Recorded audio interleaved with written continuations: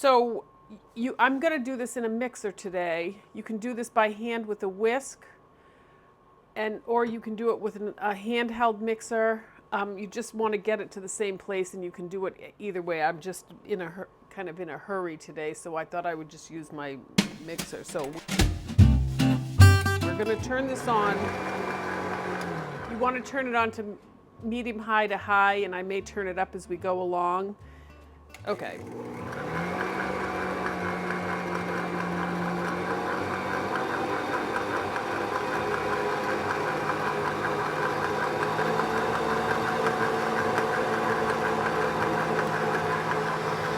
And if you look in here, you're going to be able to see the beater marks, I think, going through this, and you can tell it's you can see them now. At that point, if you've not made whipped cream before, you want to keep looking at that, because you can turn this into butter really fast.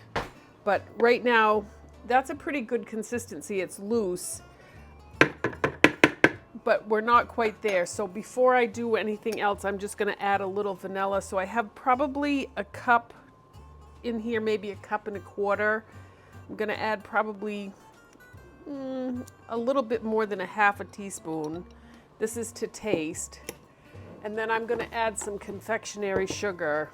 I would say for that much, I'm probably going to start with 1/8 of a cup. Oh, I think a little bit more. So let's go with 1/4 of a cup. Okay, and then we'll turn that up.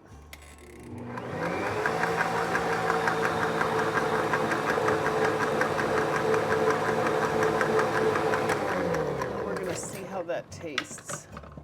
Let's see.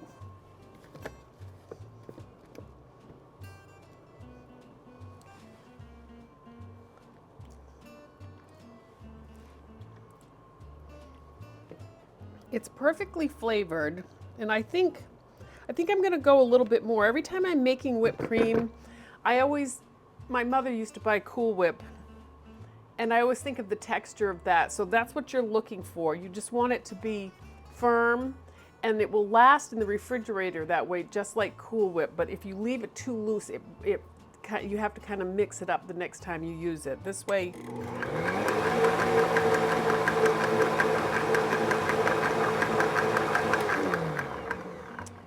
And I think that looks perfect.